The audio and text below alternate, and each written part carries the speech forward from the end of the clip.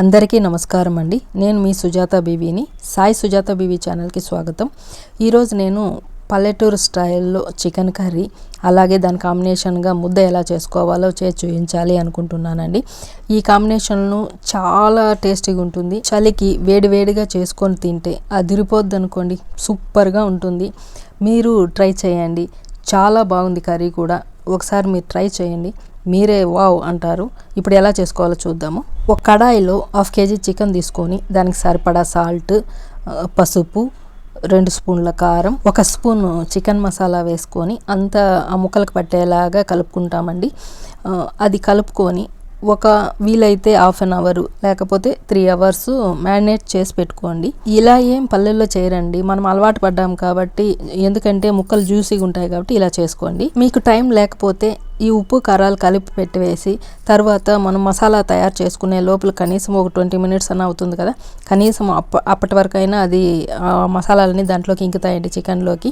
తర్వాత ఇప్పుడు మనము తయారు చేసుకున్నటువంటి చికెన్ని స్టవ్ మీద పెట్టి వేయించుకుందాము. మూత పెట్టి అది వేగేలోపు మసాలా తయారు చేసుకుందామండి. ఒక మిక్సీ జార్ తీసుకొని ఒక ఆనియన్, పెద్ద సైజు ఆనియన్, తర్వాత అల్లం, వెల్లుల్లి, టమాటాలు 1.5 టమాటా వేసుకుంటాం, తిరగబాతకు 1/2 వేసుకుంటాము, పుదీనా 1 గుప్పెడు, కొత్తిమీర 1 గుప్పెడు. ఆల్రెడీ చికెన్ మసాలా వేసాం కాబట్టి 2 యాలకులు, చిన్న ముక్క చెక్క, 3 లవంగాలు, కొంచెం రాతి పువ్వ వేసుకొని, అలాగే స్టార్ అనాస్ కూడా ఒక 3 మొగ్గలు వేసుకొని వాటన్నిటిని మిక్సీ పట్టుకుందామండి. నేను మీకు చూపించడం కోసం అన్నీ పెట్టాను, తర్వాత కొత్తిమీర అవన్నీ తీసేసాను.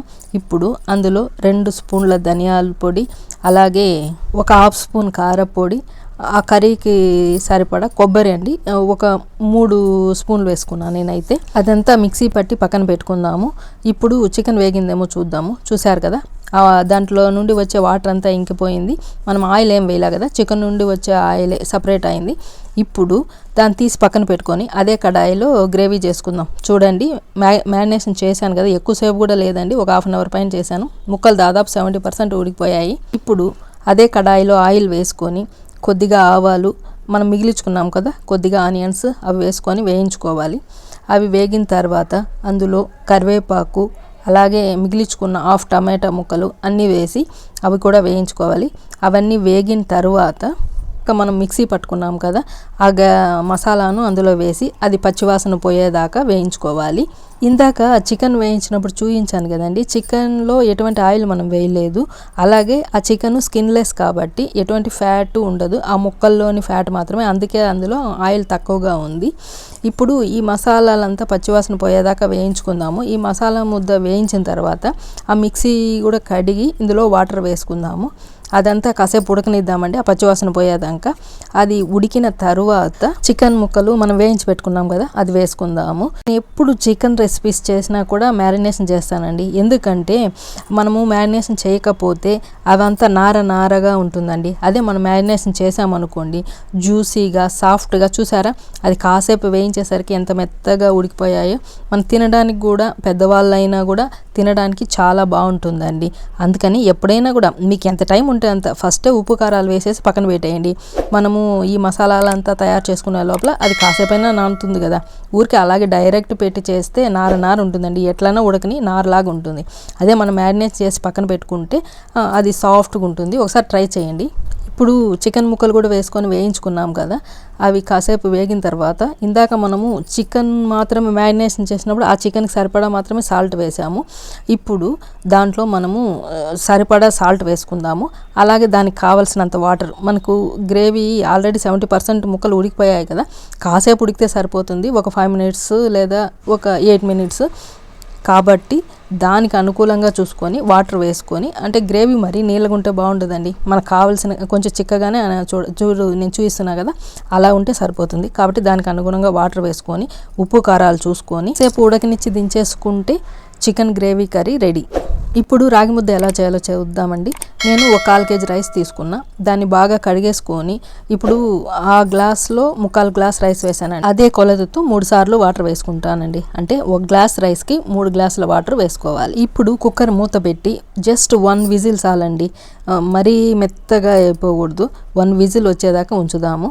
అదంతా ప్రెషర్ పోయిన తర్వాత ఓపెన్ చేసి చూసారు కదా, దాంట్లో కొంచెం వాటర్ ఉంటుందండి. మనమేమి అలా ఉంది కదా అని డ్రైగా ఉంది అనుకోవద్దండి. ఇప్పుడు ఇందులో నేను 5 స్పూన్ల రాగిపిండి వేసుకొని, మన దగ్గర ఏదైనా ఒక కర్ర లాంటిది ఉంటే దాంతో అయినా సరే, లేకపోతే దోశ తీస్తాం కదా ఆ గెరిటితో అయినా సరే, లేకపోతే మామూలు పప్పు ఎనుపుతాం కదా పప్పు గీతి, దాంతో బ్యాక్ సైడ్ అయినా సరే, నేను దాని బ్యాక్ సైడ్తోనే అట్లా గెలుకుతానండి. చూసారు కదా, మొత్తము మిక్స్ అయ్యేలాగా ఒకసారి అంతా కలుపుకుందాము. తరువాత జస్ట్ ఊరికే అలా మూత పెట్టి, మనకేం విజిల్స్ రానవసరం లేదండి, జస్ట్ మూత పెట్టి కొద్దిసేపు 1 or 2 minutes ఆ రాగిపిండి ఆ పచ్చి ఫ్లేవర్ పోయేదాకా, అంటే ఉడికేదాకా ఉంచేసి తీసి పక్కన పెట్టుకొని, ఇప్పుడు 2 typesలో ఎట్లా ముద్ద చేయాలో, ముద్ద చేయడం రాని వాళ్ళు కూడా, కొత్త వాళ్ళు కూడా ఎలా చేసుకోవాలో చూపిస్తాను చూడండి. ఆ కప్పుకి వాటర్ అంతా అప్లై చేసేసి, తర్వాత మనకు కావాల్సినంత, అంటే కొద్దిగా హెల్తీగా కావచ్చు, ఫుల్గా కావచ్చు, వేసేసుకొని అదుముకోవాలండి. జస్ట్ అలా అదిమేసి ప్లేట్లో ఇట్లా తిప్పి అది తీసేసామంటే చూడండి షేప్ వచ్చేస్తుంది. అదే కొంచెం తెలిసిన వాళ్ళు అనుకోండి, ఒక పెద్దవాళ్ళు ప్లేట్లో తీసేసుకొని, ఇప్పుడు నేను చూపిస్తాను చూడండి, అలా తిప్పితే జస్ట్ ఆ ప్లేట్కి కూడా వాటర్ తడుపుకోవాలండి. వాటర్ తడుపుకొని ఈ రాగి ముద్ద అందులో వేసేసుకొని దాన్ని అలా అలా చేస్తే అది షేప్ వచ్చేస్తుంది అండి. ప్లేటుకు ఖచ్చితంగా వాటర్ తడుపుకోవాలండి, లేకుంటే అతకపోతుంది, స్టిక్కీగా అయిపోతుంది. అదే మనం ప్లేట్కి వాటర్ తడుపుకొని, ఇప్పుడు నేను చూపిస్తున్నా కదా, అలా జస్ట్ అన్ని సైడ్లు అలా తిప్పుకున్నామంటే రౌండ్ షేప్ వచ్చేస్తుంది. ప్లేట్కి కూడా అతుక్కోదండి. ఇది చేతకాని వాళ్ళు కప్పులో వేసి అలా చేసుకోండి, అది కూడా షేప్ వస్తుంది, బాగుంటుంది. అంతేనండి. ఇప్పుడు ఇందులో మనం చికెన్ కర్రీ వేసుకొని తిని ఎంజాయ్ చేద్దాం. సూపర్ టేస్టీగా ఉందండి కూర. అంతా పల్లెటూరు స్టైలే, కాకపోతే అదొక్కటి మ్యారినేషన్ ఒకటి నేను చేసుకున్నాను, అది అలవాటు అయింది కాబట్టి ఆ మెత్తదనాన్ని వదులుకోలేము. ఈ వీడియో మీకు ఎంతగానో నచ్చిందని ఆశిస్తున్నా. ఈ వీడియో కనుక మీకు నచ్చినట్లయితే లైక్ చేయండి, షేర్ చేయండి, సబ్స్క్రైబ్ చేసుకోండి friends. Thank you so much. Me Sujatha baby.